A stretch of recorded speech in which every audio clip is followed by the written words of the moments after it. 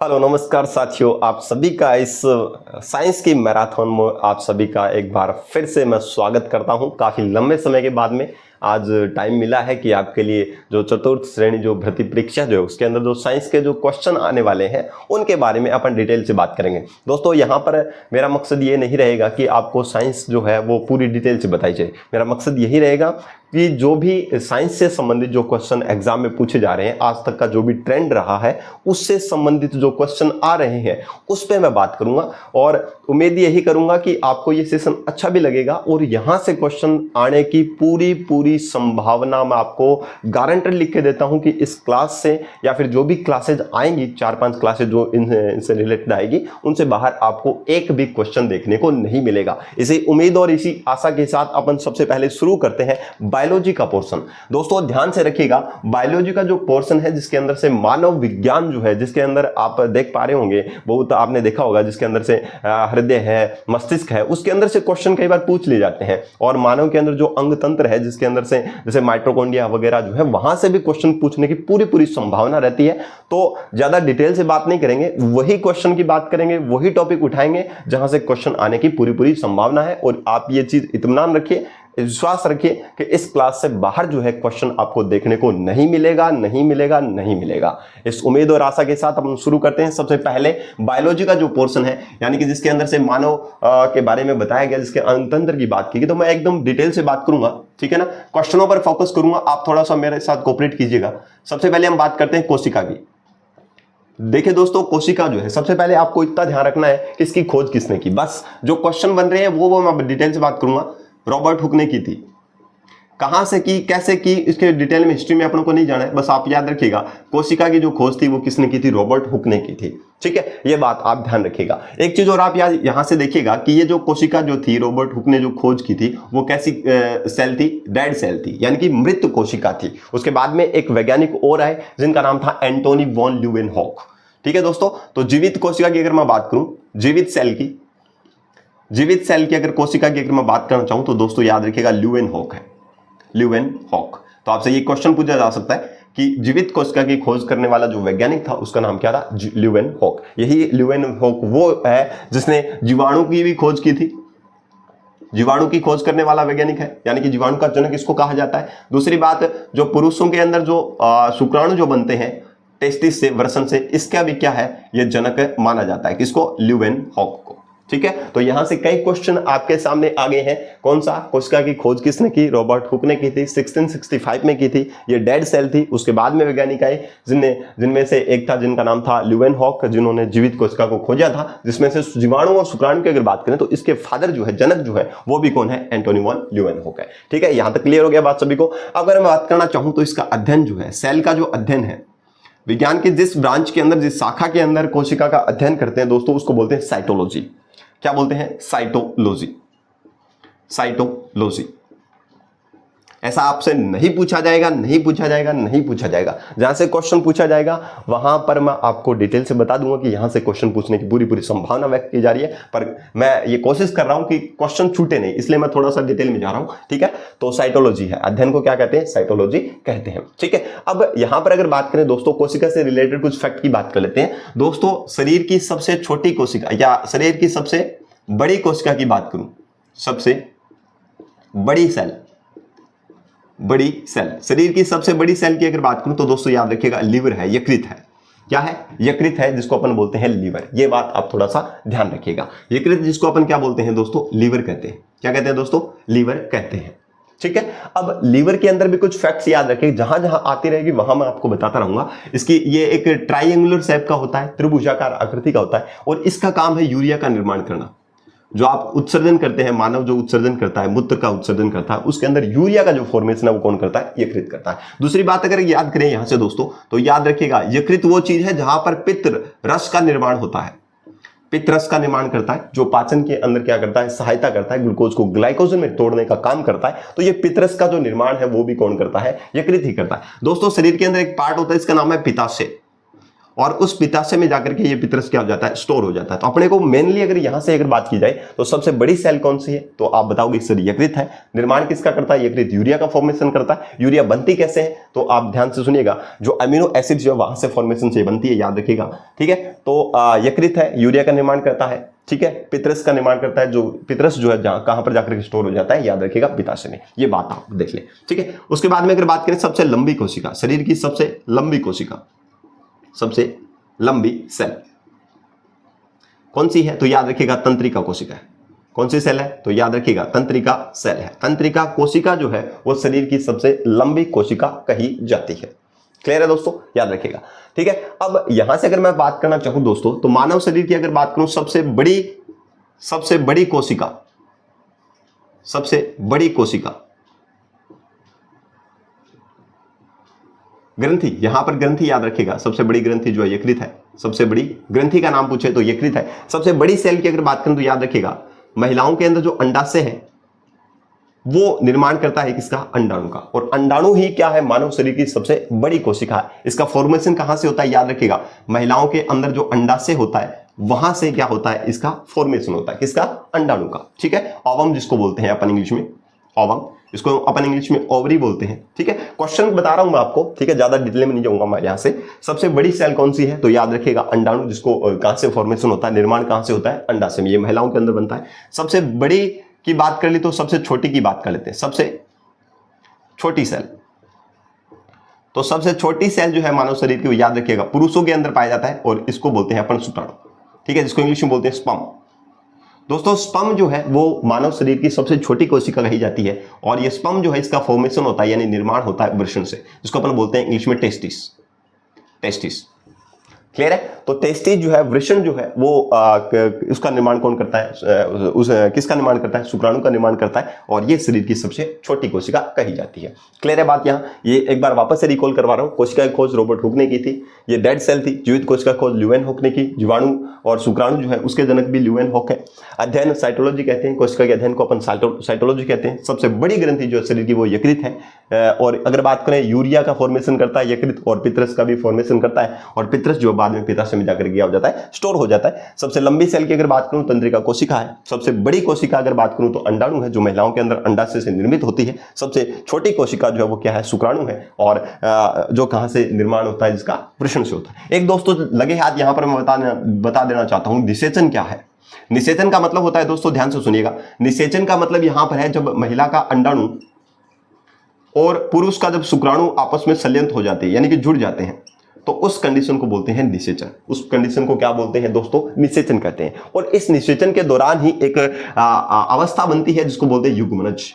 क्या बोलते हैं दोस्तों, युग्मनज। तो आपसे पूछा जा सकता है कि निषेचन क्या है, अंडाणु और शुक्राणु के मिलने को क्या कहते हैं, उस प्रक्रिया को क्या कहते हैं। तो दोस्तों याद रखिएगा निषेचन कहते हैं। और उससे किसका, कौन सी कोशिका का बनता है, एक द्विगुणित सेल बनती है, ठीक है, तो उसको बोलते हैं अपन युग्मनज। इसी युग्मनज के अंदर बाद में विभाजन होते हैं। विभाजन होने से एक ब्लास्टुला स्टेज बनती है। और उसके बाद में माता की यूट्रस के अंदर जाकर के, गर्भाशय में जाकर के बच्चा क्या हो जाता है, स्थापित हो जाता है। तो इम्प्लांटेशन जिसको बोलते हैं, रोपण बोलते हैं। ये बहुत डीपली चला जाता है, ऐसा फैक्ट आपसे नहीं पूछा जाएगा। बस आपको इतना याद रखना है, निषेचन क्या है, अंडाणु और शुक्राणु के मिलने को ही निषेचन कहते हैं। और निषेचन के बाद जो अवस्था बनती है उसको बोलते हैं युग्मनज।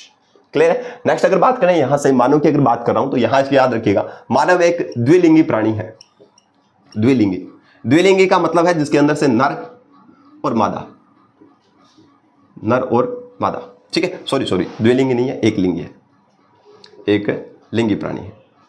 एक लिंगी प्राणी का मतलब है जिसके अंदर से जो भी दोनों जो ऑर्गन्स है, सेक्स ऑर्गन्स है, यानी कि लिंग जो है वो अलग अलग क्या है, जीव के अंदर पाए जाते हैं। जैसे नर के अंदर क्या पाया जाता है, तो वृषण पाया जाता है, जिसको अपन टेस्टिस कहते हैं। और मादा के अंदर बात करूं तो दोस्तों याद रखिएगा अंडाशय पाया जाता है। और इन्हीं अंडाशय और जो वृषण जो है, इससे क्या होता है, शुक्राणु और अंडाणु का क्या होता है, निर्माण होता है। तो एक लिंगी प्राणी है। कैसा है, एक लिंगी है। क्लियर। दूसरी अगर बात करना चाहूं तो इसका वैज्ञानिक नाम अगर याद रखें तो याद रखें होमोसेपियंस है। होमोसेपियंस, यानी कि हमें साइंस की भाषा में, पूरी मानव जाति को साइंस की भाषा में जिस नाम से इंडिकेट किया गया है, जिस नाम से सांकेतिक किया गया है, उसका नाम है होमोसेपियंस। दोस्तों होमोसेपियंस के अंदर अगर मैं बात करना चाहूं तो यहां पर होमो जाति है, वंश है। मानव का वंश क्या है, होमो है। और यहां पर सेपियंस जो आपको दिख रहा है नाम के अंदर, सेपियंस, ये मानव की जाति है। ये मानव की क्या है दोस्तों, जाति है। तो होमो वंश है, सेपियंस इसकी क्या है, जाति है। ये मानव का वैज्ञानिक नाम है, यानी कि वहां पर अगर साइंटिफिक तरीके से अगर देखा जाए तो साइंस की ब्रांच के अंदर मानव को, एक मानव की जो जाति है, स्पीसीज जो है, उसको अपन होमो सेपियंस के नाम से जानते हैं। वहां पर कोई पप्पू, कोई गोरिया, धोड़िया, पीड़िया, ऐसा नहीं है नाम। वहां पर क्या है, केवल होमो सेपियंस नाम से हमारी मानव जाति को जाना जाता है। तो ये कुछ बेसिक इंट्रोडक्शन था जिसके बारे में आपको डिटेल से पता होना चाहिए, ठीक है ना। एक एक नंबर के क्वेश्चन यहां से पूछने की पूरी संभावना रहती है, इसलिए मैंने आपको बताया। एक चीज मैं आपको और बताना चाहूंगा दोस्तों, कुछ ग्रंथियां होती है हमारे शरीर में जो सिक्रेशंस करती है, स्त्राव करती है, यानी कि जो हमारे शरीर के अंदर कुछ पदार्थ छोड़ती है, जिसमें से दो की अगर मैं बात करना चाहूं तो एक तो अंतःस्रावी ग्रंथि है और एक बहिस्रावी ग्रंथि है। तो आपसे यह पूछा जा सकता है कि अंतःस्रावी ग्रंथियों में सबसे बड़ी ग्रंथि कौन सी है। ये तो डायरेक्ट सीधी बड़ी ग्रंथि है यकृत जो है।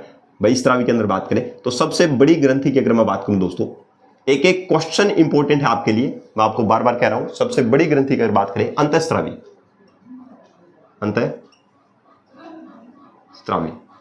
एंडोक्राइन ग्लैंड जिसको अपन बोलते हैं। और इस एंडोक्राइन ग्लैंड के अंदर सबसे बड़ी जो ग्लैंड आपको मिलेगी उसको बोलते हैं अपन थायराइड ग्रंथि, थायराइड।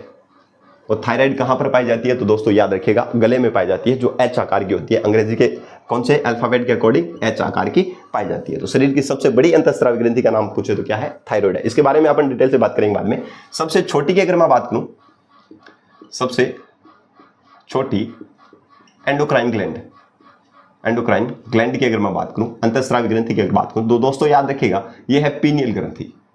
पीनियल ग्रंथि कौन सी ग्रंथि है, पीनियल ग्रंथि, जो कहां पर पाई जाती है, मस्तिष्क में पाई जाती है। इसको अपन बायोलॉजिकल वॉच भी कहते हैं, ठीक है ना, जैविक घड़ी जिसको कहा जाता है। और इससे एक हार्मोन सीक्रेट होता है, इसका नाम है मेलेटोनिन, जो अपन हार्मोन के अंदर डिटेल से अपन बात करेंगे, ठीक है। तो याद रख लोगे, सबसे छोटी बड़ी अंतःस्रावी ग्रंथि पूछे थायराइड ग्रंथि है, सबसे छोटी अंतःस्रावी ग्रंथि पूछे पीनियल ग्रंथि है। ये गले में पाई जाती है और वो कहां पर पाई जाती है, मस्तिष्क में पाई जाती है। एक बार इसका आप स्क्रीनशॉट लें, उसके बाद में चलते हैं अपन नेक्स्ट टॉपिक पर, ठीक है।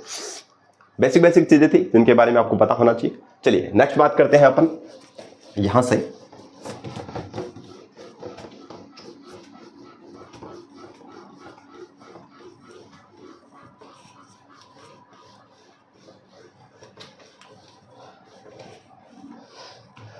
चलिए अब देख लेते हैं मानव के अंदर जो भी पार्ट्स है, ऑर्गन्स जो है, उनके बारे में डिटेल से अपन बात करते हैं। सबसे पहले मानव के अंदर बात करें, जहां से क्वेश्चन एग्जाम में अभी प्रीवियस एग्जाम हुए हैं, पटवार का एग्जाम हुआ है, जैसे अलग अलग एग्जाम हुए हैं, उन एग्जामों के अंदर जो भी क्वेश्चन पूछे गए आपको सभी इस क्लास के अंदर देखने को मिलेंगे। तो आप उम्मीद रखिएगा कि आने वाले एग्जाम जो उनमें भी आपको देखने को मिलेंगे। चलिए बात करते हैं सबसे पहले अपन मानव के बारे में अगर बात करें, ठीक है, जिसके अंदर से अपन पहले बात कर लेते हैं पाचन तंत्र।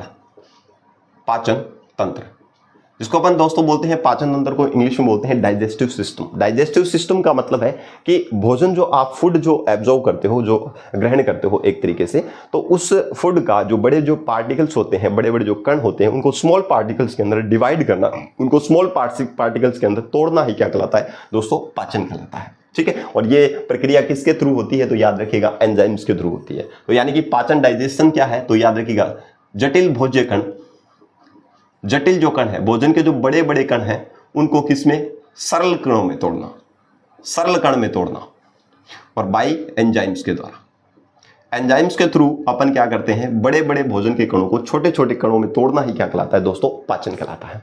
पाचन के लिए क्या होती है रिस्पॉन्सिबल तो याद रखिएगा, हमारे शरीर में एक पाई जाती है, एक लंबी नली पाई जाती है, आहार नाल, जिसको अपन क्या बोलते हैं, डाइजेस्टिव कैनाल बोलते हैं, आहार नाल। और ये लगभग होती है 8 से 10 मीटर की। कितने मीटर की होती है, 8 से 10 मीटर लंबी एक भोजन नाल होती है, जिसको अपन बोलते हैं आहार नाल, ठीक है। 8 से 10 मीटर जो आहार नाल है वो कहां से शुरू होती है दोस्तों, याद रखिएगा, ये मुख से शुरू होती है और अंत में जाकर के ये मल द्वार तक जाकर के खत्म होती है।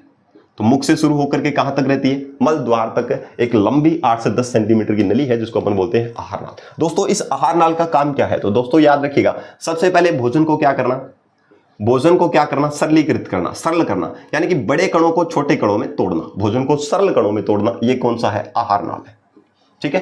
ध्यान रख लोगे, यहां से ये बात समझ आ गई। उसके बाद में क्या होगा, जो भोजन के जो बड़े कण है, जो वो किसी के थ्रू भी, एंजाइम्स के थ्रू हो सकता है, दांतों के द्वारा चबाकर भी हम उनको छोटे छोटे टुकड़ों में तोड़ सकते हैं। फिर एंजाइम क्या करते हैं, क्रिया करते हैं, उसके बाद में स्मॉलेस्ट पार्टिकल बन जाते हैं, और स्मॉलेस्ट पार्टिकल बनने के बाद में इनको बॉडी के द्वारा क्या कर लिया जाता है, अवशोषण कर लिया जाता है। यानी कि पचित भोजन का बाद में क्या होता है, अवशोषण होता है, अवशोषण, एब्जॉर्प्शन होता है। ब्लड के थ्रू। और उसके बाद में जो अपचित भोजन है, जो पचता नहीं है, वो अपचित भोजन जो है वो शरीर से क्या निकाल दिया जाता है, बाहर। अपचित जो भोजन है वो मल द्वार के द्वारा क्या कर दिया जाता है, बाहर निकाल दिया जाता है, जिसको अपन क्या बोलते हैं, मल बोलते हैं। अपशिष्ट पदार्थ को अपन क्या कर देते हैं, बाहर निकाल देते हैं। ये किसका काम है, आहार नाल का। क्वेश्चन नहीं पूछा जाएगा, नहीं पूछा जाएगा। चलिए, जहां से पूछा जाएगा वहां मैं अपने आप बता दूंगा। उसके बाद में अगर बात करें आहार नाल के अंदर, अगर बात करें, यहां से आपसे पूछा जा सकता है कि पाचन अंग कौन कौन से होते हैं। देखिए, क्वेश्चन यहां से किस प्रकार से यहां से पूछा जाएगा। क्वेश्चन यहां से ये पूछा जाएगा, आपको ऑप्शन देगा और ये पूछेगा कि निम्न में से कौन सा पाचन तंत्र का अंग है या भाग है। 3 ऑप्शन आपको अलग दे देगा और एक ऑप्शन आपको यहां से उठा करके दे देगा, वहां पर आपको दिक्कत आ सकती है। तो ये आपको नाम याद रखने हैं। सबसे पहला जो पार्ट आता है, मुख आता है, मुख। और मुख के बाद में आता है ग्रसनी, ग्रसनी। 3 नंबर आता है ग्रासनाल, ग्रासनाल। 4 नंबर आपके पास आता है, ग्रासनाल के बाद में आता है अमाशय, अमाशय जिसको बोलते हैं, अमाशय स्टोमक। 5 नंबर आता है आपको छोटी आंत, छोटी आंत जिसको अपन क्षुद्रांत्र बोलते हैं, ठीक है। उसके बाद में 6 नंबर पे आता है वृहदांत्र, यानी कि जिसको बड़ी आंत बोलते हैं, बृहदांत्र या बड़ी आंत। 7 नंबर पे आता है मल द्वार या मलाशय, जो है उसके आगे का जो पार्ट है उसको बोलते हैं मल द्वार। ये दोस्तों याद रखिएगा, ये पाचन अंग है। क्या है, पाचन अंग है। यहां पर ये आपको पूरे नाम याद रखना चाहिए। सबसे पहले कहां आता है, मुख आता है। उसके बाद में ग्रसनी आती है, ग्रसनी के बाद में ये नली आती है यहां पर, उसको बोलते हैं ग्रासनाल। उसके बाद में अमाशय आता है, ठीक है, बाईं साइड में होता है, ठीक है। और अमाशय के बाद में छोटी आंत आती है, जो बीच में कोल्ड रहती है, छोटी आंत होती है। उसके बाद में बड़ी आंत आ जाती है, उसके बाद में मल द्वार या मलाशय या मल द्वार आ जाता है। दोस्तों एक चीज याद रखिएगा, हम जानते हैं कि कई बार अपन बोलते हैं, आपने सुना भी होगा, डॉक्टर्स भी बताते होंगे, अदर और भी लोगों से, आपने बुजुर्गों से सुना होगा कि आप जब क्या है लेफ्ट साइड होकर के सोते हो, ठीक है। अपन 2 तरीके से करवट लेते हैं, एक लेफ्ट साइड से और एक राइट साइड से। दोस्तों जब लेफ्ट साइड से सोया जाता है तो उस कंडीशन के अंदर क्या होता है, हमारा जो स्टोमक है वो कौन सी साइड है, लेफ्ट साइड है। और लेफ्ट साइड होने की वजह से जब आपने भोजन जो किया है, ठीक है, अमाशय के अंदर जैसे ही भोजन एंटर करता है, मुख से लेकर के ग्रसनी में जाता है, ग्रसनी से ग्रासनाल में जाता है, उसके बाद में जाता है अमाशय के अंदर। अमाशय जो है, या क्रम पूछ सकता है आपको, क्रम भी याद रखना जरूरी है। आपसे क्रम भी पूछा जा सकता है, क्वेश्चन कैसे भी करके पूछा जा सकता है, आप याद रखेंगे इस चीज को, ठीक है। अमाशय के अंदर जैसे ही भोजन गया, तो भोजन जाने के बाद में जैसे ही आप लगभग 2 या 2.5 घंटे 3 घंटे लगते हैं उसको पाचन होने में, तो अगर आप लेफ्ट साइड होकर के सोते हो तो जो भी भोजन है उसके अंदर जो हमारे अमाशय के अंदर से एक एसिड निकलता है, इसका नाम है HCl, जिसको अपन बोलते हैं हाइड्रोक्लोरिक एसिड। ये हाइड्रोक्लोरिक एसिड जो हमारे भोजन के अंदर अच्छी तरीके से मिक्स हो जाता है, जिसके द्वारा भोजन के अंदर जो आवश्यक जो पोषक तत्व है, जैसे विटामिन है, कार्बोहाइड्रेट्स है, प्रोटीन है, वसा है, उनका पाचन आसानी से संभव हो पाता है, ठीक है। इसलिए लेफ्ट साइड से अगर सोएंगे तो उसमें भोजन का पाचन आसानी से संभव हो सकेगा। ये एक साइंटिफिक फैक्ट है जिनको हमें पता होना चाहिए, ठीक है। ये बेसिक चीजें हैं, बहुत लोगों को पता भी है, कुछ को पता नहीं है, तो आज थोड़ा सा ध्यान रखिएगा। लेफ्ट साइड सोना बेहद जरूरी होता है भोजन करने के लगभग 2 या 3 घंटे के दौरान में, ठीक है। तो ये बात आप ध्यान रख लेंगे, ठीक है। अब चलते हैं अपन पाचन ग्रंथियों की तरफ। पाचक ग्रंथियां, आपसे ये भी पूछ सकता है कि पाचक ग्रंथियां कौन कौन सी है, उनके नाम भी पूछ सकता है। इनकी डिटेल से मैं बात करूंगा अभी, ठीक है। पाचक ग्रंथियों में 1 नंबर है लार ग्रंथि, जो मुख के अंदर पाई जाती है। कहां पर पाई जाती है दोस्तों, लार ग्रंथि मुख के अंदर पाई जाती है, जिसके अंदर से सलाइवरी ग्लैंड जिसको अपन बोलते हैं, जिससे सलाइवा निकलता है, यानी कि लार निकलती है। और लार भी भोजन को क्या करती है, चिकना करती है, लुगदी बनाती है उसकी, और जिससे क्या है भोजन का पाचन आसानी से हो सके। या फिर भोजन जो है जैसे यहाँ से ग्रसनी और आहार ग्रासनाल में से जाता है तो वहां पर घर्षण कम हो, इसलिए लार काम करती है उसको चिकना करने के लिए, ठीक है। चलिए बात करते हैं दूसरा जो है लार ग्रंथि के बाद में एक ग्रंथि आती है, इसका नाम है यकृत, लीवर, जो शरीर की सबसे बड़ी ग्रंथि आती है, लीवर जिसको बोलते हैं अपन। 3 नंबर जो है वो अग्नाशय है, पेनक्रियाज बोलते हैं इसको, अग्नाशय, पेनक्रियाज। ये एक प्रकार की मिश्रित ग्रंथि है। दोस्तों यहां से क्वेश्चन पूछा गया है एग्जाम में, किस एग्जाम में पूछा गया मुझे नहीं पता, पर यहां से क्वेश्चन एक बार मैंने देखा था, प्रीवियस जो एग्जाम हुए उनके अंदर पूछा गया, निम्न में से कौन सी ग्रंथि मिश्रित ग्रंथि है। मिश्रित ग्रंथि का मतलब होता है दोस्तों एंडोक्राइन की तरह भी काम करती है, अंतःस्रावी ग्रंथि भी है, और बहिस्रावी। क्या है अंतःस्रावी, क्या है बहिस्रावी, इसके बारे में डिटेल से मैं बाद में बात करूंगा। एक बार आप इतना ध्यान रखें कि अंतःस्रावी के रूप में ये हार्मोन भी छोड़ती है ये ग्रंथि, और दूसरा बहिस्रावी के रूप में ये पाचक एंजाइम्स भी छोड़ती है, जो भोजन को पचाने में सहायता करते हैं। इसलिए डबल काम करती है, ड्यूल काम करती है, इसलिए इसको मिक्सर ग्लैंड बोलते हैं, यानी कि अग्नाशय ग्रंथि इसको कहा जाता है। तो 3 प्रकार की ग्रंथियां पाचन में सहायता करती है, लार ग्रंथि है, यकृत ग्रंथि है, अग्नाशय है, और अग्नाशय जिसको अपन मिश्रित ग्रंथि बोलते हैं। अब डिटेल से अपन बात कर लेते हैं। सबसे पहले बात करते हैं मुख की, ठीक है। पाचन अंगों में सबसे पहले बात किसकी कर लेते हैं दोस्तों, मुख की बात कर लेते हैं। जैसे ही हम भोजन ग्रहण करते हैं, ठीक है, जैसे ही भोजन अपन ग्रहण करते हैं तो सबसे पहला जो प्राथमिक जो पाचक अंग है, जहां से भोजन का पाचन शुरू हो जाता है, वो है मुख। तो सबसे पहले प्राथमिक पाचन अंग है, प्राथमिक पाचन अंग है, कौन है? तो याद रखिएगा दोस्तों, मुख है। सबसे पहला जो पाचन अंग है वो कौन है दोस्तों? मुख है। ठीक है, मुख के अंदर अगर मैं बात करूं दोस्तों, मुख के अंदर क्या पाए जाते हैं? दांत पाए जाते हैं। क्या पाए जाते हैं दोस्तों? दांत पाए जाते हैं। और दांतों की संख्या जो है, एक वयस्क मनुष्य के अंदर बात करें तो दांतों की संख्या होती है 32, 32। अब कुछ एक बोलेंगे कि सर मेरे तो 28 है। हाँ, ऑब्वियसली कुछ लोगों के 28 होते हैं। वो 4 जो दांत हैं जिनको अपन अक्कल दाढ़ बोलते हैं, वो कभी कभी नहीं आती है, पर कुछ एक लोगों के लगभग 21, 22, 23 साल के बाद में वो अक्कल दाढ़ जो है वो आनी शुरू हो जाती है, पर उनका कोई ज्यादा पर्टिकुलर काम नहीं होता है। तो कुछ के 28 भी हो सकते हैं, कुछ के 32 भी हो सकते हैं। नॉर्मल अगर व्यू में देखा जाए तो 28, 32 दांत माने जाते हैं सामान्य तौर पर। ठीक है, दांत के अंदर अगर मैं बात करूं, मनुष्य के अंदर जो दांत आते हैं वो दो बार आते हैं। इसको द्विबारदंती व्यवस्था बोलते हैं, द्विबारदंती। ठीक है, यानी कि 2 बार दांत आते हैं। एक बार स्थायी दांत आते हैं, एक बार अस्थायी दांत। अस्थायी दांत जिनको अपन दूध के दांत बोलते हैं, जो टूट जाते हैं उसके बाद में नए दांत आते हैं, उनको बोलते हैं स्थायी दांत, परमानेंट टीथ। ठीक है, ये ध्यान रखिएगा। तो 2 बार दांत आते हैं, इस व्यवस्था को बोलते हैं द्विबारदंती। ठीक है, दांत जो है वो एक मुख के अंदर एक सांचा बना होता है, उसके अंदर स्थित रहते हैं दोस्तों, उसको बोलते हैं मसूड़ा। ठीक है, मैं ज्यादा टाइम नहीं लूंगा आपको, जहां पर एग्जाम बहुत नजदीक है, इसलिए मैं जल्दी फटाफट आपको करवाऊंगा। आप वापस देखिएगा इस क्लास को, वापस अगर एक बार में समझ नहीं आता तो वापस करके आप शॉर्ट नोट बना लीजिएगा। इसका स्क्रीनशॉट दे रहा हूं, उसके बाद में आप आराम से लिख लीजिएगा। ठीक है, द्विबारदंती व्यवस्था है। उसके बाद में अगर मैं बात करना चाहूं दोस्तों, दांत जो है अगर मैं बात करूं तो दांत 4 प्रकार के होते हैं, 4 टाइप्स। यहां से क्वेश्चन कई बार पूछा गया है कि इनका काम क्या है, तो याद रखिएगा दांत 4 प्रकार के होते हैं। इसमें से एक प्रकार के दांत होते हैं रदनक, दूसरे प्रकार के हैं कृतनक, उसके बाद में अग्रचौर्णक, और दैन है चौर्णक। तो कितने प्रकार के दांत हो गए दोस्तों? 4 प्रकार के। दोस्तों वही बात करें रदनक की, अगर मैं बात करना चाहूं, ये मांसाहारी जो जंतु होते हैं, जो चीर फाड़ करके भोजन ग्रहण करते हैं, जैसे शेर हो गया, चीता हो गया, बाघ हो गया, जो मांसाहारी यानी कि जो तृतीयक उपभोक्ता होते हैं, ठीक है, उनके ये दांत ज्यादा विकसित होते हैं। और रदनक, ऐसा नहीं है कि अपने भी नहीं होते, अपने होते हैं, परंतु ये ज्यादातर मांसाहारी जंतुओं में ज्यादा विकसित होते हैं। तो याद रखिएगा इनका काम है चीरना और फाड़ना। भोजन को ये चीरते हैं और फाड़ने का काम करते हैं। चीरना और फाड़ना किसका काम है? तो याद रखिएगा रदनक का काम है। और ये ज्यादा विकसित किसमें होते हैं? तो मांसाहारी में।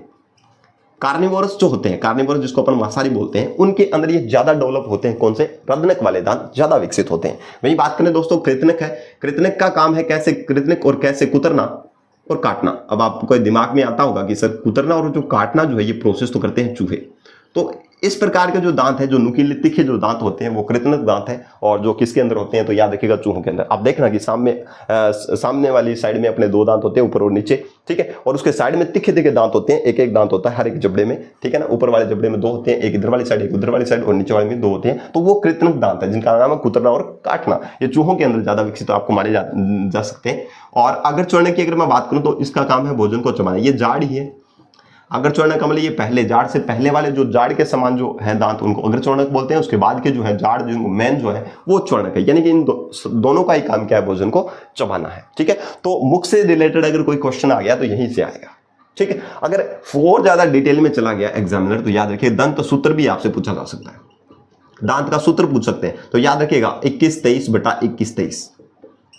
ये ऊपर वाले जबड़ों की संख्या है, मल्टीप्लाई 2 करना, यानी कि जबड़ा, ऊपर वाला जबड़ा और नीचे वाले जबड़ों के अंदर संख्याएं हैं। ठीक है, वैसे तो इसको ऐसे लिखना चाहिए, ठीक है ना, क्योंकि अलग अलग है। ये 21-23 को ये एक प्रकार की तो बात नहीं कर रहा है। 2 दांत है, ये 1 दांत है, ये 1 दांत है, ये रदनक वाले, कर्तनक वाले हैं। ठीक है, ये रदनक है, ये कर्तनक है, ये अग्रचौर्णक है, ये चौर्णक है। ठीक है ना, तो एक जबड़े के एक साइड में ये व्यवस्था, एक जबड़े में एक साइड में 2 दांत रदनक के, 1 दांत कृतनक का, 2 दांत अग्रचौर्णक और 3 दांत चौर्णक के। एक साइड, एक जबड़े के ऊपर वाले जबड़े के एक साइड के ये है 2 1 2 3। 2 से गुणा करोगे तो इधर वाली साइड भी आ जाएंगे। तो कितने हो गए ये? 2 1 3 3 2 5 5 3 8। एक साइड में 8, एक जबड़े में एक साइड में 8, तो उधर वाली साइड भी 8 है, तो कितने हो गए? 16। ठीक है, ऐसे ही नीचे है तो 16 ऊपर है, 16 नीचे है। इसका मतलब कितने हैं? सामान्य तौर पर अगर दांतों की संख्या बात की जाए तो 32 है। दंत सूत्र पूछे तो याद रखिएगा 21-23/21-23/2। ठीक है, कई क्वेश्चन पूछा गया है कई एग्जाम में, तो इस तरीके से आपको थोड़ा ध्यान रखना है। ठीक है, इसका स्क्रीनशॉट लीजिए। मैं वापस रिकॉल नहीं करवा रहा हूं क्योंकि क्लास बहुत लंबी हो जाएगी, इसकी वजह से आप वापस इसको पॉज करके देख सकते हैं, वापस रिस्टार्ट करके इस क्लास को आप देख सकते हैं। चलिए बात करते हैं नेक्स्ट। चलिए मुख्य बाद में बात कर लेते हैं आगे। यहां से ये बीच का जो रफ करने वाला जो है ना, वो मैं आपको जैसे ही वीडियो अपलोड करूंगा तो वहां से मैं डिलीट कर दूंगा, कट कर दूंगा वो ऑप्शन, ठीक है। चलिए,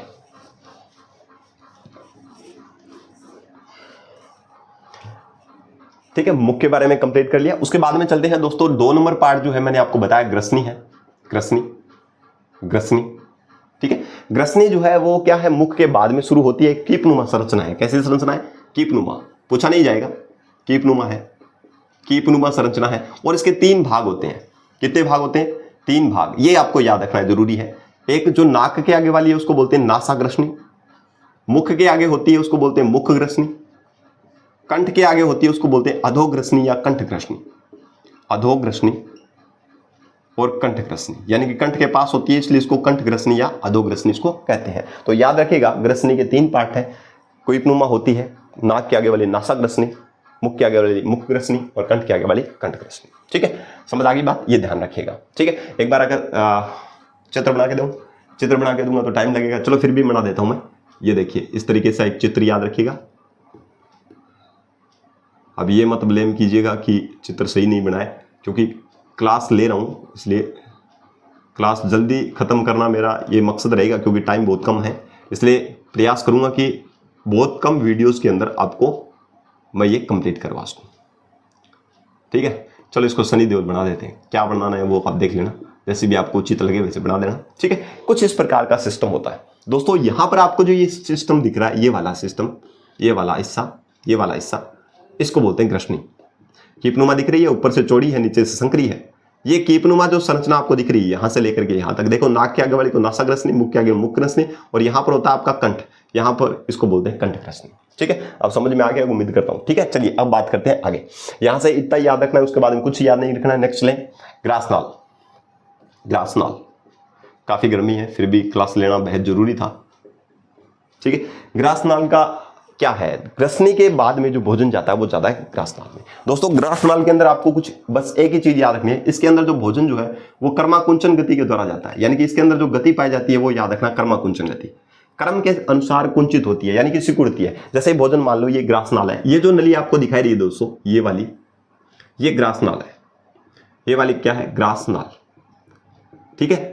कर्माकुंचन का मतलब जैसे मान लो भोजन का कण यहां पर आ गया तो यहां से ये सिकुड़ जाएगी और भोजन को धक्का देगी, यहां चली जाएगी, फिर यहां से वापस सही हो जाएगी, यहां से फिर वापस से सिकुड़ेगी, धक्का देगी भोजन को और यहां चली जाएगी। यानी कि ये क्रम से 1 नंबर, यहां 2 नंबर, यहां 3 नंबर, यानी कि क्रम से क्या हो रही है? सिकुड़ रही है, संकुचित हो रही है, इसलिए इसको बोलते हैं, इस गति को बोलते हैं कर्माकुंचन गति। तो ग्रासनाल में कौन सी गति पाई जाती है? कर्माकुंचन गति। नेक्स्ट अगर मैं बात करना चाहूं दोस्तों, याद रखिएगा, यहां से भोजन क्या होता है, इसकी दीवार पे श्लेष्मा का स्त्राव होता है, यानी कि म्यूकस छोड़ती है, ये श्लेष्मा छोड़ती है जो भोजन को क्या करती है? चिकना कर देती है, चिकना करती है, भोजन को क्या कर देती है? चिकना करने का काम करती है। कौन? ग्रासनाल, ठीक है। उसके बाद में भोजन चला जाता है एक जे आकार के थैले में जिसका नाम है अमाशय, इसमें चला जाएगा, अमाशय में, अमाशय, स्टोमक जिसको अपन इंग्लिश में बोलते हैं दोस्तों, क्या बोलते हैं? स्टोमक, ठीक है। ये ध्यान रखिएगा। अब यहां से अगर मैं बात करना चाहूं दोस्तों, याद रखिएगा, अमाशय जो है उसके बाद में अमाशय में चली जाएगी। यहां पर भोजन का पाचन नहीं होता, ये याद रखिएगा, पाचन नहीं होता है भोजन का, ग्रासनाल में किसी भी प्रकार का पाचन नहीं होगा, ठीक है। चलिए नेक्स्ट बात करते हैं, कहां चला गया? भोजन चला गया अमाशय में। तो अमाशय के अंदर डिटेल से बात करेंगे, यहां से क्वेश्चन पूछा गया बहुत बार। अमाशय दोस्तों, अमाशय को अपन स्टोमक कहते हैं और इसका जो आकार जो है वो अंग्रेजी के जे आकार का होता है। देखिए यहां से, ये यहां से आ रहा है, यहां से आ रहा है, ये जा रहा है, कैसा हो गया? जे आकार का, ठीक है। अमाशय जो है दोस्तों, याद रखिएगा, इसके अंदर क्या होता है? इसकी जो दीवारें होती है, ये वाली जो दीवारें होती है, इन दीवारों के अंदर कुछ ग्लैंड्स पाए जाते हैं, कुछ ग्रंथियां पाई जाती है, उनको बोलते हैं जठर ग्रंथियां। तो याद रखिएगा, जठर ग्रंथियों का संबंध किससे है? तो अमाशय से है। ये भी पूछा जा सकता है कि जठर ग्रंथियां निम्न में से कौन से पाचन अंग से संबंध रखती है? तो याद रखिएगा, किससे? अमाशय से। जठर ग्रंथियों से एक निकलता है, लिक्विड निकलता है, इसको बोलते हैं जठर रस, गैस्ट्रिक जूस, गैस्ट्रिक जूस निकलता है दोस्तों। अब गैस्ट्रिक जूस निकलता है, उसके अंदर से कुछ पदार्थ होते हैं, यानी कि अमाशय की जो दीवार होती है उनके अंदर से कुछ सेल्स भी होती हैं और जो अलग अलग पदार्थ छोड़ती हैं। और इस जठर रस के अंदर कुछ 3 पदार्थ होते हैं, एक का नाम है पेप्सिन, पेप्सिन, और एक का नाम है श्लेष्मा, म्यूकस सेल से निकलती है ये, और एक का नाम है HCl। ये HCl का क्वेश्चन बार बार पूछा गया है, ये कौन सी कोशिका से स्रावित होता है, निकलता है? तो याद रखिएगा, ऑक्सेंटिक सेल है ये, ऑक्सेंटिक बोल सकते हो या ऑक्सेंटिक बोल सकते हो, ऑक्सेंटिक कोशिका। ये क्वेश्चन पूछा गया एक बार एग्जाम में कि कौन सी कोशिका से HCl का स्राव होता है, अमाशय की दीवार से होता है, जठर ग्रंथियों से, और उसमें से सेल जो है वो कौन सी है, तो ऑक्सेंटिक सेल जो है उससे किसका निर्माण होता है, ऑक्सेंटिक या ऑक्सेंटिक कुछ भी है, तो उससे HCl का निर्माण होता है। ये म्यूकस सेल से होता है, ये पेप्सिन जो है वो ग्लाइकोपेप्सिन इसके प्रकार से कोई ग्लैंड है उससे सीक्रेट होता है। आपको बस नॉर्मली याद रखना है कि जठर ग्रंथियां इसकी दीवार में पाई जाती है। कहां पर पाई जाती है, दीवार जो है अमाशय की, ये वाली दीवार, यहां पर जठर ग्रंथियां होती है, वहां से 3 प्रकार के पदार्थ सीक्रेट होते हैं, जिनमें से एक पेप्सिन है, श्लेष्मा है, HCl है। काम क्या है, ध्यान से सुनिएगा। पेप्सिन जो है वो भोजन के अंदर जो प्रोटीन है, जो पोषक तत्व है प्रोटीन, उसका पाचन करना शुरू करता है, पाचन में सहायता करता है, यानी कि उसको पेप्टाइड में बदलने के लिए रिस्पॉन्सिबल होता है, उत्तरदायी होता है। प्रोटीन के पाचन में सहायता करता है कौन, पेप्सिन। चलिए बात करते हैं श्लेष्मा। दोस्तों ये जो HCl जो है एक प्रकार का एसिड है, अम्ल है, ये भी आप जानते हैं, और एसिड खतरनाक होता है, परंतु अमाशय के अंदर हमारे शरीर में जो एसिड निकलता है वो इतना ज्यादा खतरनाक नहीं होता है, पर फिर भी अमाशय की जो दीवार जो है उसकी सुरक्षा करने के लिए क्या होती है, एक श्लेष्मा निकलती है, और ये क्या करती है, उस HCl को क्या करती है, न्यूट्रल कर देती है, उदासीन कर देती है। तो इसका मतलब साफ है कि ये HCl से क्या करती है, सुरक्षा करती है, किसकी, अमाशय की दीवार की। अमाशय की दीवार की क्या करती है, सुरक्षा करने का काम कौन करती है, श्लेष्मा करती है। अगर मैं बात करें, मैं HCl की अगर मैं बात करूं दोस्तों, याद रखिएगा, भोजन जो है, जैसे ही भोजन अमाशय के अंदर आया तो इसका एक काम है, भोजन को एसिडिक बनाता है, यानी कि अम्लीय कर देता है। नेक्स्ट अगर बात करें इसका काम क्या है, तो जीवाणु जो है, हानिकारक जो जीवाणु है उनको भी ये क्या करता है, नष्ट करता है। जैसे अपन भोजन कभी खाते हैं तो उसके साथ कुछ हानिकारक जीवाणु चले जाते हैं, और उन हानिकारक जीवाणुओं को नष्ट करने का जो काम करता है वो कौन करता है, HCl करता है। ठीक है, तो ये इतना बात आप थोड़ी सी ध्यान रखिएगा। ठीक है, अमाशय जो है इससे भी कुछ हार्मोन सीक्रेट होते हैं, उनके हार्मोन के नाम याद रखिएगा। 2 प्रकार के हार्मोन निकलते हैं, एक हार्मोन है रेनिन हार्मोन है। ठीक है, समझ आ गई बात है। एक हार्मोन कौन सा है, रेनिन हार्मोन है, ये भी आप थोड़ी सी क्या रखेंगे, ध्यान रखेंगे। चलिए समझ आ गई बात सभी को। एक रेनिन है और एक हार्मोन अभी मैंने आपको बताया पेप्सिन हार्मोन है, पेप्सिन हार्मोन है। दोस्तों यहां से आप एक चीज गौर कीजिएगा, रेनिन हार्मोन का काम क्या है। देखिए दूध के अंदर एक प्रोटीन पाया जाता है, इसको बोलते हैं केसिन प्रोटीन। कौन सा प्रोटीन, केसिन प्रोटीन। और उस केसिन प्रोटीन को क्या करता है, कैल्शियम पैराकेसिनेट में बदलने का काम कौन करता है, तो रेनिन काम करता है। याद रखिएगा, केसिन जो प्रोटीन है दूध के अंदर जो पाया जाता है, केसिन प्रोटीन, केसिन जो है दूध के अंदर जो पाया जाता है उसको कैल्शियम पैराकेसिनेट में चेंज करता है, कैल्शियम कैसिनेट या पैराकेसिनेट में चेंज करता है, पैराकेसिनेट में चेंज करता है। बस आपसे कुछ नहीं पूछेगा कि रेनिन हार्मोन कौन सी अंग से स्रावित होता है, याद रखेगा अमाशय से, अमाशय से क्या होता है, स्रावित होता है। ठीक है, पेप्सिन का वही काम है, प्रोटीन को क्या करना, पेप्टाइड में बदलना, या प्रोटीन को पाचन करने में क्या करता है, सहायता करता है। ये अमाशय की बात थी, इनको आपको ध्यान में रखना है। मैं प्रेफर करूंगा कि आप इस चीज को ध्यान रखें, HCl जो है उसका सिक्रेशन कहां से होता है, ऑक्सेंटिक सेल से होता है, और अमाशय की दीवार से कितने पदार्थ निकलते हैं, तो याद रखिए पेप्सिन, श्लेष्मा, HCl, बस इतना याद रखना, उसके बाद में आपको याद नहीं रखना है। ठीक है, उसके आगे बाद में चलते हैं। तो जो ये वाला जो हिस्सा आपको दिखाई दे रहा है, ये वाला हिस्सा, ये यहां से शुरू हो जाती है छोटी आंत। कौन सी आंत शुरू हो जाती है, छोटी आंत, जिसको अपन बोलते हैं क्षुद्रांत्र, ठीक है, जिसको अपन बोलते हैं छोटी आंत। ठीक, अब छोटी आंत जैसे यहां से शुरू होती है दोस्तों, तो एक चीज आप ध्यान रखिएगा, छोटी आंत जैसे ही शुरू होती है, तो छोटी आंत के शुरू होने के बाद में ये जो छोटी आंत है इसके 3 भाग होते हैं, यहां पर मैं लिख देता हूं। नेक्स्ट पार्ट जो है वो छोटी आंत है, छोटी आंत, जिसको अपन बोलते हैं दोस्तों क्षुद्रांत्र, छोटी आंत। याद रखिएगा एक क्वेश्चन जो इंपॉर्टेंट है, वेरी वेरी इंपॉर्टेंट है, भोजन का संपूर्ण पाचन होता है यहां पर, संपूर्ण पाचन। ये क्वेश्चन बहुत बार पूछा गया, एक एग्जाम में भी पूछा गया है, चाहे सीईटी में पूछा गया हो, किसी में पूछा गया, ये क्वेश्चन पूछा गया है कि शरीर के कौन से हिस्से में भोजन का संपूर्ण पाचन होता है, तो दोस्तों याद रखिएगा छोटी आंत है। वहां पर भोजन के जितने भी घटक होते हैं उन सभी का क्या हो जाता है, डाइजेशन हो जाता है। उसके बाद में जो डाइजेस्टिव फूड जो है उसको एब्जॉर्व कर लिया जाता है। तो याद रखिएगा भोजन का सबसे ज्यादा पाचन अगर होता है तो वो कहां होता है, संपूर्ण पाचन होता है कहां पर, छोटी आंत में। एक क्वेश्चन मैं आप भूल रहा हूं, याद रखिएगा, जो संपूर्ण पाचन तो हो गया छोटी आंत में, और आपसे यह भी पूछा जा सकता है कि सर्वप्रथम भोजन का पाचन कहां से शुरू होता है। सर्वप्रथम पाचन जो है वो शुरू कहां से होता है, पाचन की जो शुरुआत होती है वो ध्यान रखिएगा दोस्तों, पाचन की शुरुआत होती है मुख से।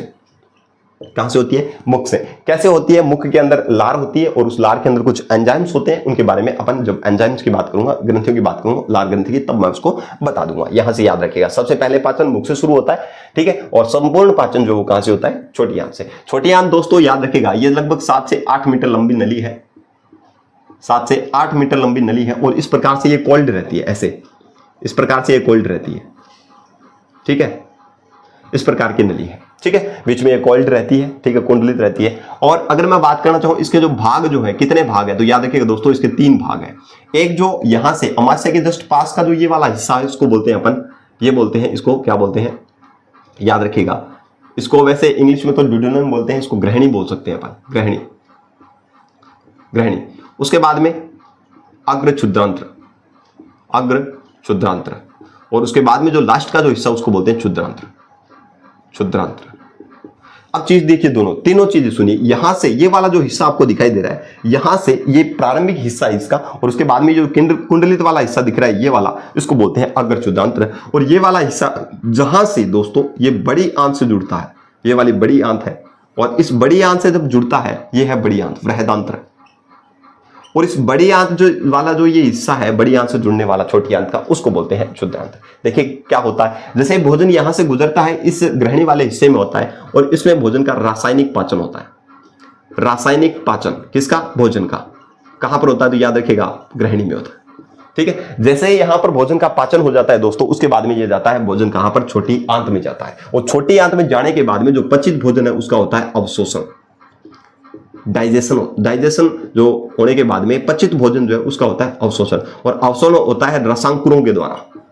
रसांकुर या इसको बोलते हैं क्या बोलते हैं, उनको रसांकुर भी बोल सकते हैं, इनको दीर्घ रोम भी बोल सकते हैं। क्या बोल सकते हैं दोस्तों, दीर्घ रोम, दीर्घ रोम, ठीक है, समझ आगे बात। अंतरकोशिका भी इसको बोल सकते हैं एक तरीके से। तो रसांकुर क्या है दोस्तों, इस छोटी आंत के अंदर ऐसे अंगुली के जैसे धागे नुमा ऐसी संरचनाएं होती है, ठीक है। छोटी आंत का अगर सेक्शन काट के देखें तो उसके अंदर कुछ फिंगर लाइक स्ट्रक्चर होती है, और वो क्या करती है, जो पचित भोजन है उसको क्या करती है, एब्जॉर्ब कर लेती है छोटी आंत के अंदर, ठीक है ना। तो ये किसके द्वारा होता है, दीर्घरोम के द्वारा। यानी कि अग्र क्षुद्रांत्र जो बीच वाला जो हिस्सा है, इसका काम है कि पचित भोजन को अवशोषित करना, ठीक है। चलिए बात करते हैं नेक्स्ट, क्षुद्रांत्र। ये वो हिस्सा होता है जहां पर बड़ी आंत इससे जुड़ती है। और क्षुद्रांत्र के अंदर क्या होता है दोस्तों, ध्यान रखिएगा एक बात जो मैं बताने जा रहा हूं आपको, कि क्षुद्रांत्र के अंदर होता है भोजन जो है उसके अंदर से विटामिन और पित्त लवणों का अवशोषण होता है।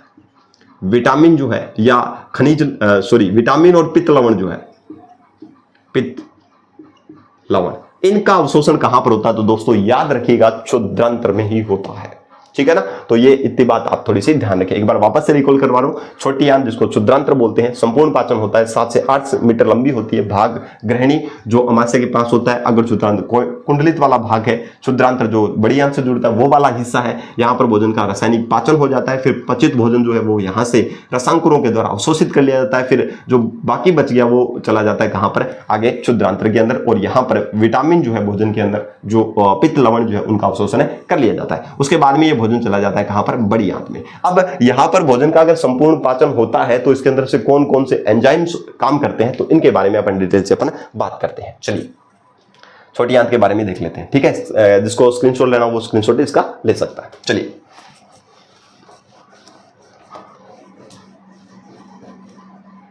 यहां से अपन देख लेते हैं आगे। मैं ज़्यादा टाइम खराब नहीं करूंगा क्योंकि एग्जाम काफ़ी नज़दीक है, जिसकी वजह से आप एक बार देखते जाइएगा, ठीक है। अब अपन चलते हैं यहां से किसकी तरफ में, एंजाइम्स की तरफ। एंजाइम कि कौन कौन से एंजाइम काम करते हैं छोटी आंत। एक एंजाइम काम करता है लाइपेज, एक एंजाइम काम करता है सुक्रोज या सुक्रेज, एक एंजाइम काम करता है माल्टेज, माल्टेज, और एक काम करता है ट्रिप्सिन, ट्रिप्सिन, ठीक है ना। ये कुछ एंजाइम है। रेप्सिन, इरेप्सिन, इरेप्सिन वाला याद रखने की आपको जरूरत है नहीं, बस ये मेन जो है वो एंजाइम आप याद रखेगा। इनसे क्वेश्चन पूछा जा सकता है कि निम्न में से कौन सा एंजाइम किस पदार्थ को या विघटित करने के काम आता है या किसके लिए रिस्पॉन्सिबल है। याद रखिएगा दोस्तों, भोजन के अंदर जो वसा है, लिपिड जिसको अपन बोलते हैं, वसा जो है उस पर लाइपेज एंजाइम काम करता है, और इस वसा को छोटे टुकड़ों वसीय अम्ल में तोड़ देता है। वसीय अम्ल और प्लस में ग्लिसरॉल में तोड़ता है, ग्लिसरॉल, ये ध्यान रखिएगा। तो वसा जो है वो वसीय अम्ल और ग्लिसरॉल जो है उसके अंदर कौन एंजाइम तोड़ता है, याद रखिएगा लाइपेज। ला से लाइपेज और ले से लिपिड, लिपिड का नेम मतलब वसा, वसा पर काम कौन करता है, तो याद रखिएगा लाइपेज। ये आपसे पूछा जा सकता है। आपसे ये पूछा जाएगा कि वसा के विघटन के लिए या फिर वसा को विघटन करने के लिए, भोजन के पास करने के लिए कौन सा एंजाइम काम करता है, याद रखिएगा लाइपेज एंजाइम, ठीक है। समझ आ गई दोस्तों। उसके बाद में याद करते हैं सुक्रोज, सुक्रेज। सुक्रेज ग्लूकोज में, सुक्रोज को किस में तोड़ता है? ग्लूकोज में और फ्रक्टोज में। फ्रक्टोज वही शर्करा है जिसको अपन बोलते हैं कौन सी? फ्रूट शुगर, फ्रूट शर्करा, यानी कि फल वाली शर्करा जो है उसका नाम क्या है? फ्रक्टोज है। ये ध्यान रखिएगा, फ्रूट शर्करा आपसे पूछ सकता है कि फ्रूट शर्करा कौन सी है, यानी कि फल वाली जो शर्करा वो कौन सी है? फ्रक्टोज है। ठीक है, उसके बाद में अगर बात करें माल्टोज जो है, माल्टेज जो एंजाइम है वो माल्टोज जो है उसको किस में तोड़ता है? तो याद रखिएगा माल्टोज में तोड़ देता है प्लस ग्लूकोज में, माल्टोज को किस में तोड़ता है? ग्लूकोज में, ग्लूकोज के अणुओं में तोड़ देता है। ये ध्यान रखें। ट्रिप्सिन जो है वो प्रोटीन को तोड़ता है पेप्टाइड में या एमिनोमर में, पेप्टाइड जो है उसके अंदर तोड़ देता है ट्रिप्सिन। इरेप्सिन जो है वही है प्रोटीन का पाचन करता है, ये भी प्रोटीन का पाचन।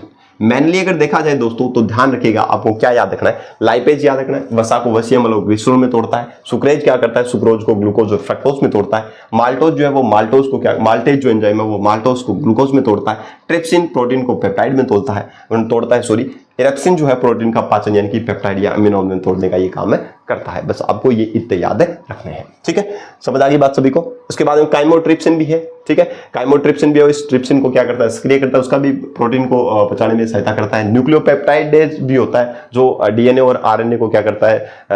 तोड़ने का काम करता है, न्यूक्लियोपेप्टाइडेज। ठीक है, जो न्यूक्लिक अम्ल जो है डीएनए आरएनए उनको न्यूक्लियोटाइड्स में तोड़ने का काम करता है। ठीक है, वो एग्जाम में इतने इंपॉर्टेंट नहीं है, आप बस इतने याद रखेंगे। ठीक है, एंजाइम्स के बारे में क्वेश्चन पूछा जाएगा तोड़ने में तो यही पूछा जाएगा। ठीक है, एक में अगर यहां पर लगे हाथ अगर बात करूं यहां से, ये इतना ध्यान रख लोगे। उसके बाद में ये जो पचित जो पदार्थ जो है ये रसांकुरों के द्वारा, द्रव्यों के द्वारा अवशोषित कर लिए जाएंगे। ठीक है, अब बात करते हैं नेक्स्ट पार्ट जो है वो है बृहदांत्र। दोस्तों बृहदांत्र जिसको अपन बड़ी आंत बोलते हैं, इसकी जो लंबाई है लगभग 1.5 मीटर होती है। कितने मीटर होती है? 1.5 मीटर के लगभग आसपास इसकी लंबाई होती है। ठीक है, अब 1.5 मीटर इसकी जो लंबाई है बृहदांत्र की, इसका जो है इसके 3 भाग होते हैं।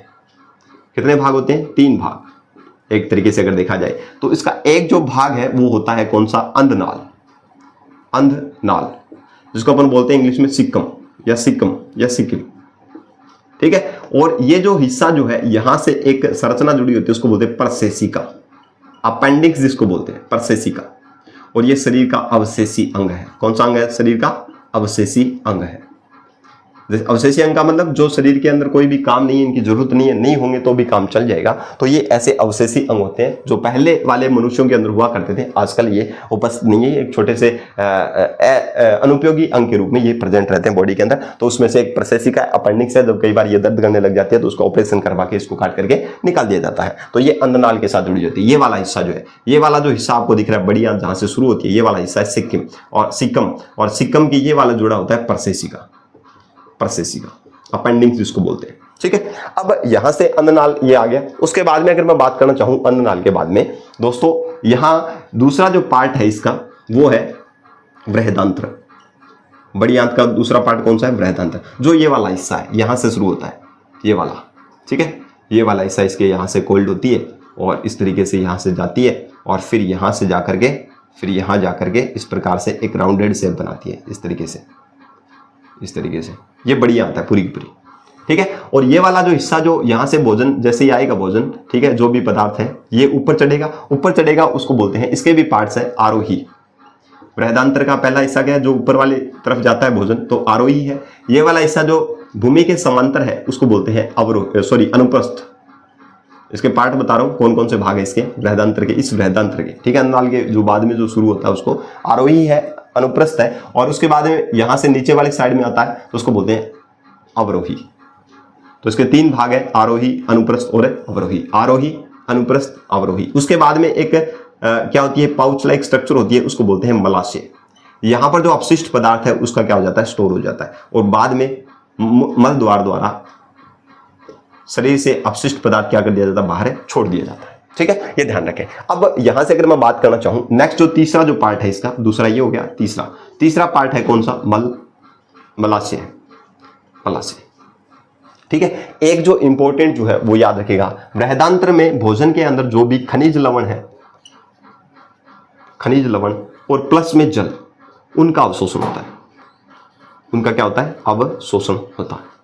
बस इतनी चीज याद रखेंगे कि जल और खनिज लवण का अवशोषण क्या है? शरीर के कौन से हिस्से से होता है? याद रखेगा बृहदांत्र से। एक बार वापस से रिकॉल करवा रहा हूं, 1.5 मीटर लंबी होती है, पहला भाग अन्ननाल है जिसको अपन सिक्कम कहते हैं, और इससे एक कृमि रूपी एक अवशेषीय अंग जुड़ा होता है, इसको बोलते हैं परसेसिक। ठीक है, और सेलुलोज का पाचन करता है। अन्ननाल क्या करता है? सेलुलोज का पाचन करता है। सेलुलोज किस में पाया जाता है? पत्तियों के अंदर पाया जाता है। पेड़ पौधे जो खाते हैं, जो पशु खाते हैं, उनमें सेलुलोज पाया जाता है। तो सेलुलोज का पाचन करने के लिए कौन है? अन्ननाल है। ठीक है, पहले क्या होगा करते हैं, पहले वाले जमाने के अंदर भोजन वगैरह तो थे नहीं, तो वो क्या करते थे, लोग क्या करते थे, कई बार पेड़ों को भी खा जाते थे, उनकी छाल पीस के खा जाया करते थे, या पत्तियों को खा जाया करते थे। पहले मनुष्य ऐसा था। तो उस टाइम में सेलुलोज का पाचन करने के लिए ये बड़ी आंत थी, और ये वाला हिस्सा था अन्ननाल।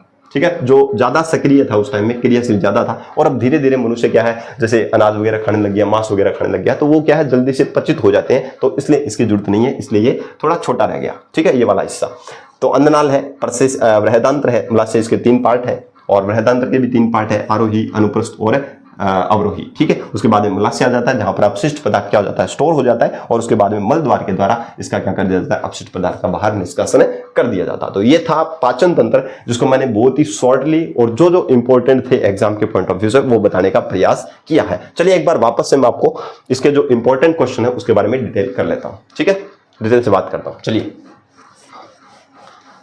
यहां से जो पूछने की, जो वन शॉट में आपको बताने जा रहा हूं, पूछने की क्या क्या संभावनाएं हैं, मैं आपको रिकॉल करवा दूंगा ओरली। ये चित्र मैंने खास तौर से बनाया नहीं था, क्योंकि इतना ज्यादा टाइम नहीं है। ठीक है ना, रिवीजन करवा दूंगा मैं आपको। ठीक है, अब याद रखिएगा, भोजन का संपूर्ण पाचन अगर आपसे पूछे तो छोटी आंत है।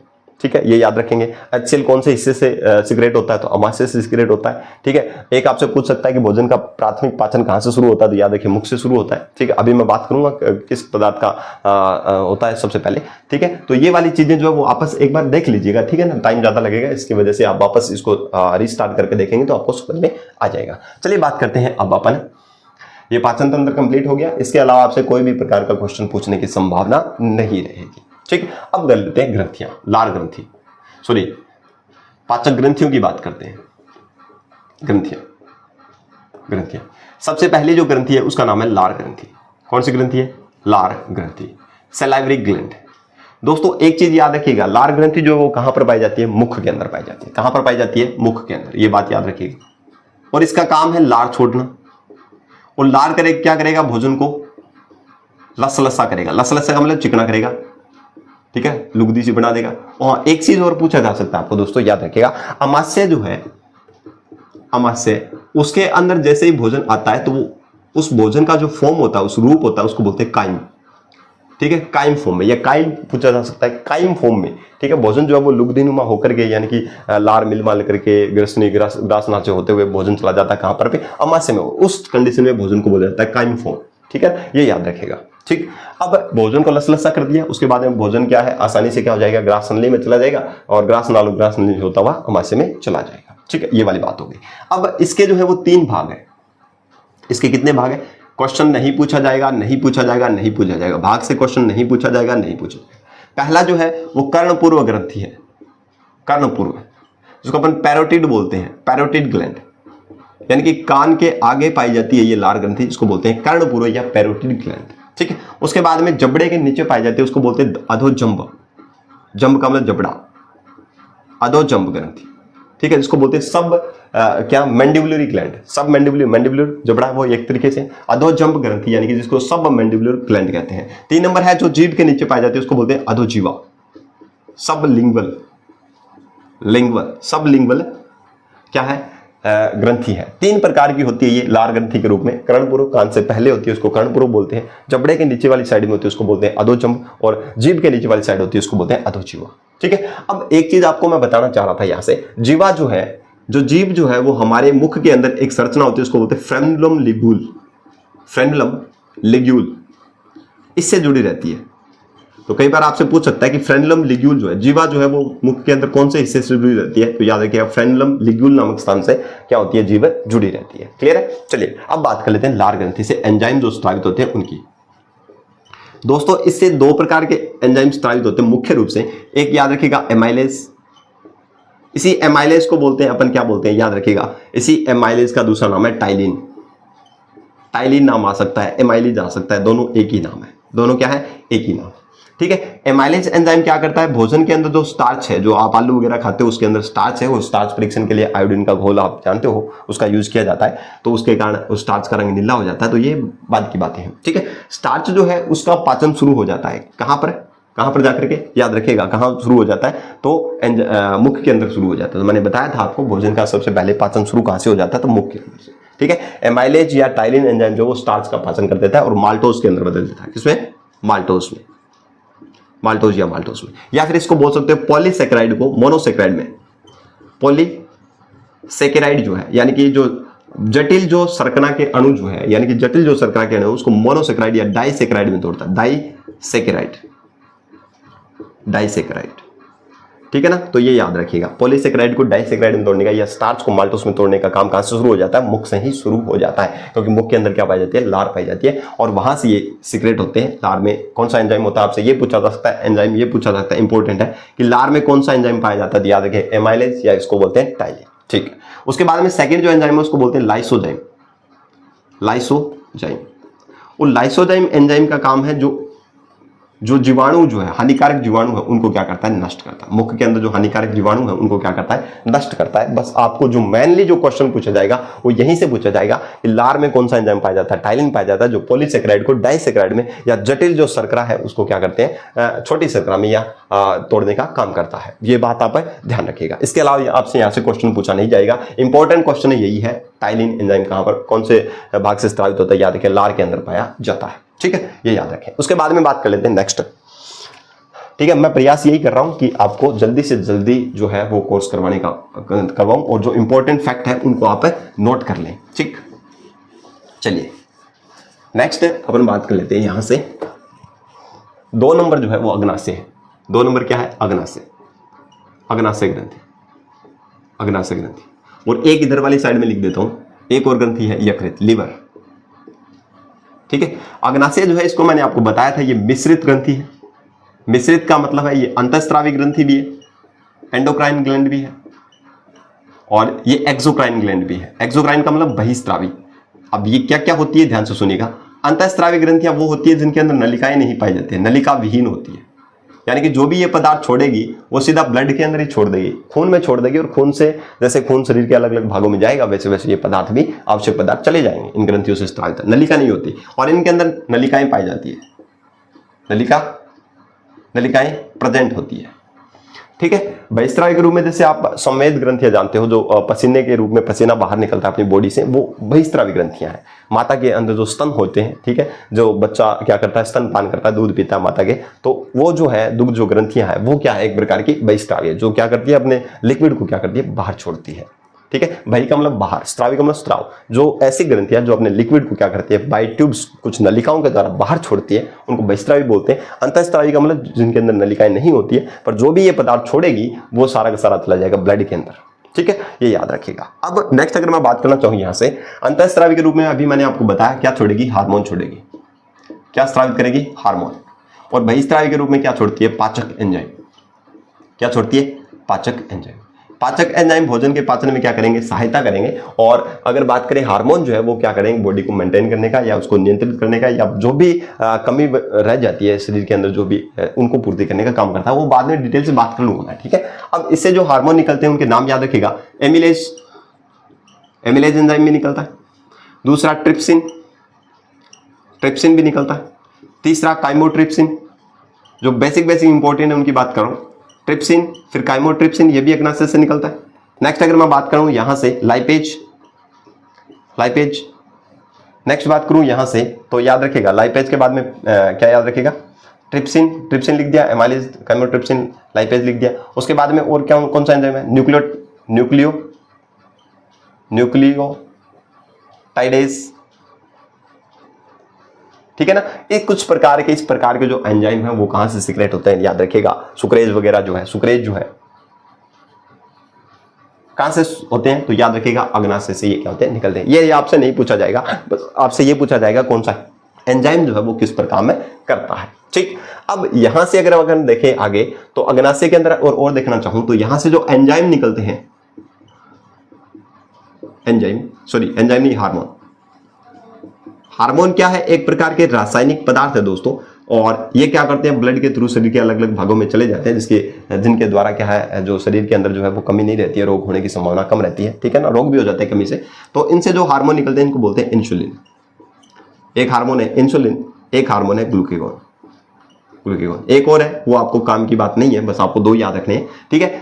इस जो अग्नाशय ग्रंथि है, इसके अंदर जो हार्मोन निकलते हैं, इसके अंदर एक संरचना होती है, उसको बोलते हैं लैगरहैंस द्वीप। ये क्वेश्चन एक बार पूछा गया है कि लैगरहैंस द्वीप जो है वो कौन सी ग्रंथि से या कौन से अंग से संबंध रखता है, तो याद रखिएगा अग्नाशय से, जिसको अपन इंग्लिश में बोलते हैं पैनक्रियाज ग्लैंड, यानी कि अग्नाशय ग्रंथि, उससे संबंध क्या रखता है, लैगरहैंस द्वीप, यानी कि कोशिकाओं का गुच्छा होता है और उसको बोलते हैं लैगरहैंस द्वीप।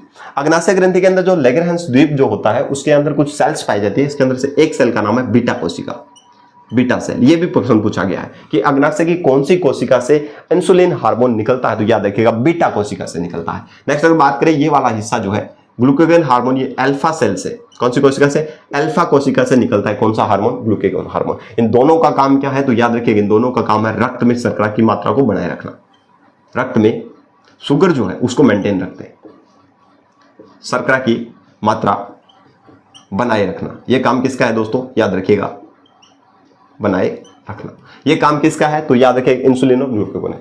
अगर इनकी कमी हो जाए, अगर इंसुलिन हार्मोन की कमी हो जाती है तो एक रोग हो जाता है, इसका नाम है डायबिटीज, यानी कि मधुमेह। ये क्वेश्चन भी पूछा गया है कि किस हार्मोन की कमी से या किसकी वजह से मधुमेह रोग होता है, तो याद रखिएगा इंसुलिन हार्मोन की कमी से ब्लड के अंदर शर्करा की मात्रा क्या हो जाती है, कम हो जाती है, सॉरी इंसुलिन हार्मोन की अधिकता से, ठीक है। ये अगर ज्यादा होगा, इंसुलिन क्या होगा, ज्यादा मात्रा में अगर निकलेगा तो इससे क्या हो जाएगा, रक्त में शर्करा की मात्रा क्या हो जाती है, बढ़ जाती है। और इंसुलिन की कमी से, इंसुलिन की कमी से ये रोग होता है। कौन सा रोग, मधुमेह रोग। ठीक, कैसे काम करते हैं एक बार इसको देख लीजिए, ठीक है। इंसुलिन जो है, इंसुलिन ये क्या काम करता है, शर्करा जो है, ये शर्करा जो है यानी कि ग्लूकोज जिसको अपन बोलते हैं, ग्लूकोज भोजन के अंदर जो ग्लूकोज होता है उसको ग्लाइकोजन में तोड़ता है।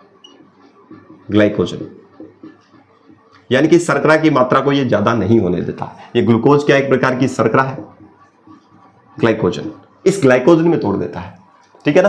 तो इंसुलिन जो है वो ग्लूकोज को क्या तोड़ता है, भोजन के अंदर जो ग्लूकोज है उस ग्लूकोज को क्या तोड़ता है, ग्लाइकोजन में तोड़ देता है, यानी कि शर्करा को छोटे कणों में तोड़ देता है, यानी कि शर्करा की मात्रा को ज्यादा नहीं होने देता है। अगर इसकी कमी हो गई, ऑब्वियसली अगर इसकी कमी हो गई तो ग्लूकोज को ग्लाइकोजन में नहीं तोड़ पाएगा। इसका मतलब साफ है कि ग्लूकोज की जो मात्रा है, क्वांटिटी ऑफ ग्लूकोज क्या हो जाएगी, इंक्रीज हो जाएगी ब्लड के अंदर, ब्लड में मात्रा क्या हो जाएगी, इंक्रीज हो जाएगी। और इसी रोग को बोलते हैं डायबिटीज या मधुमेह रोग, ठीक है। मधुमेह या डायबिटीज रोग इसको कहा जाता है, ठीक है। क्लियर हो गई बात सभी को, ये ध्यान रखें। और अगर ये चीज होगी, ठीक है, ज्यादा को तो इसने कम कर दिया, फिर क्या होता है, अगर मान लो बाई चांस अगर ब्लड के अंदर शुगर की मात्रा अगर कम हो गई, यानी कि शर्करा की मात्रा अगर कम हो जाएगी, तो कौन सा काम करेगा, तब काम करेगा ग्लूकेगॉन, ग्लूकेगॉन हार्मोन। ये क्या काम करता है, जो ये ग्लाइकोजन जो बना हुआ है, इस ग्लाइकोजन को वापस ग्लूकोज में कन्वर्ट कर देता है। किसमें, ग्लूकोज में।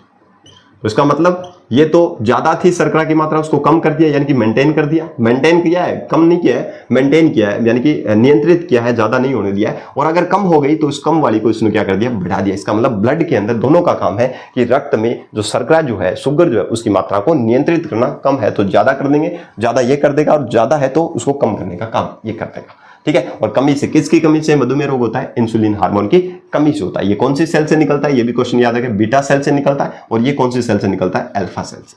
और लैगरहैंस द्वीप किससे संबंध रखता है, अग्नाशय से। और इसी के अंदर कुछ सेल्स होती हैं, अल्फा, बीटा और गामा। एक गामा भी होती है, ठीक है। उसका क्या काम है वो आपको याद रखने की जरूरत नहीं है, ठीक। ये आप थोड़ा सा ध्यान रखें, इस स्लाइड से क्वेश्चन पूछने की संभावना बनती है। चलिए आगे, चलिए अब बात करते हैं लीवर। लीवर यहां से हटाना पड़ेगा इस वीडियो में, नेक्स्ट स्लाइड में देखना पड़ेगा लीवर को।